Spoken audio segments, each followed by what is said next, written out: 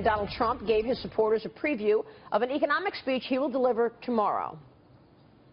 On Thursday, I will outline my full economic plan, which is completely paid for through economic growth and proposed federal budget savings. It's going to be something special like this country hasn't seen in many, many decades. I want to bring in right now Steve Moore, a Trump economic advisor and a distinguished fellow, visiting fellow at the Heritage Foundation. Steve, good to see you. Hi, Maria. So we've spoken a lot about his corporate tax rate of 15%.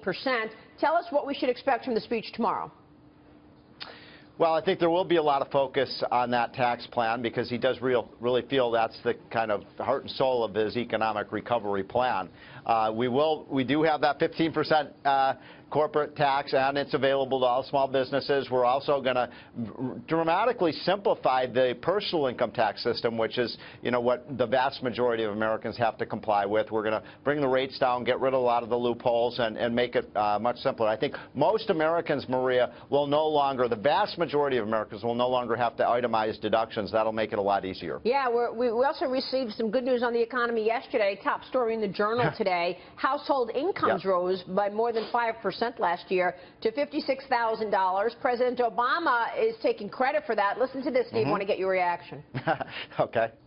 More Americans are working. More have health insurance. Incomes are rising. Poverty is falling. And gas is $2 a gallon. Thank you for reminding me. Thanks, Obama. Steve, so what do you think? Do higher household incomes and lower gas prices help Hillary Clinton? Well, first of all, let me say that I was kind of shocked when Barack Obama wanted to take credit for $2 a gallon gasoline because he's done everything he can to stop our oil and gas revolution that's going on, just as he's tried to shut down our coal industry. Maybe we should say thank you, oil and gas industry, for providing us with that shale oil and gas, which has driven down the price of gasoline. Now, when it comes to the income data, look, there was some good news yesterday, no question about it, that finally we saw a rise in incomes. But I looked at the longer-term data. I poured over this data last night, Maria. A really dismal statistic I would cite to you is that what that Census Bureau data shows is that you go back to in 2000, 15 years ago, Maria, the average family had a higher income 15 years ago than they do today when you adjust for inflation. This has been a long period of just no pay raises. And by the way, that's the Bush era and the Obama era. So I think this idea of cheerleading for the economy is a little over the top right now. The other statistic that I found very depressing, still in this country, in the 7th year of recovery, 40 million people in America are still in poverty or are poor. That's intolerable. It's incredible. Steve, speaking about the economy, major issue in the markets today is the presence of the Federal Reserve and Janet Yellen. Mr. Trump has talked numerous times about removing Ms. Yellen if he happens to take office. You have any updates for us on that as to maybe who he would look to empower in the Fed chairmanship? Well, I haven't talked to him about who he'd like, but how about somebody like Steve Forbes or Larry Kudlow? Two people have been very, close advisors to Donald Trump. What I think Donald Trump believes as well is we need a much more rules-based Fed monetary policy that is not based on the discretion of a few people, but is basically very signal to the markets when we're going to raise rates, when we're going to cut them. I know, Maria, that's not going to make your job too interesting because then we can't speculate about what the Fed is going to do all the time. But I do think that's to make this job interesting, Steve. That's true.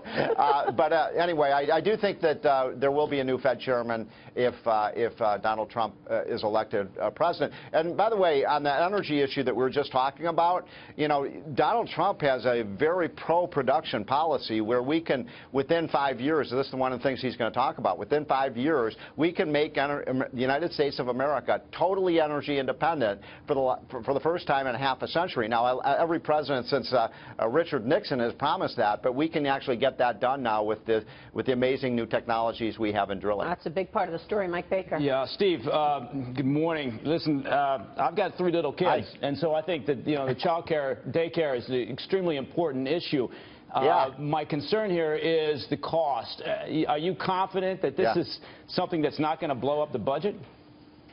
Well, just a quick story on that, because as you guys know, I helped Donald Trump put this plan together, and we kind of were just about finalizing it. And Ivanka Trump, of all people, said, "Look, we need to do something about working moms and that are really struggling with these daycare costs." I'm a father. I'm not a mother. I don't do the child care stuff, and a lot of us weren't really aware of how big of a problem this is for working women. And so this is something that I think is going to be really popular with voters. And one other quick thing about this, Maria, we're also going to offer a corresponding credit for stay-at-home moms, because we felt strongly that, yes, we want to help working mothers with their child care expenses, but what about the women like my wife who stay at home and take care of the kids? They need some help, too. Yeah, but Steve, what Mike's asking, he likes it. He's got 3 kids. A lot of people How do you like pay for it? It's great, but how do you pay for it? Exactly. Okay, so I'm glad you asked that. So we're going to have dramatic spending cuts in the budget, and some of those will be outlined tomorrow in New York. By the way, I'll be there. I hope to see you there, Maria. Yeah, but I'll be there at the Waldorf. At the New York Economic Club speech. So there you're going to see spending cuts. So we're going to do spending cuts, and then we're going to have, and by the way, we're going to look at all agencies of government and cut the waste and abuse, and some of the agencies we don't need. There's hundreds of them we're going to get rid of. The other thing is Donald Trump is right about this. If you get this economy from this 1% to 2% growth rut that we've been in for 7 or 8 years up to 4%, that's our, I said this on Stuart Varney's show a few weeks ago.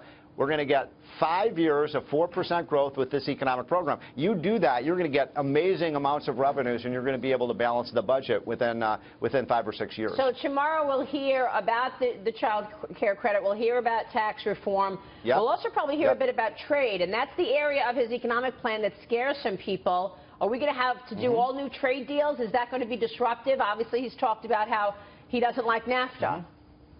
Well, Maria, I'm a free trade guy. Yeah. I always have been.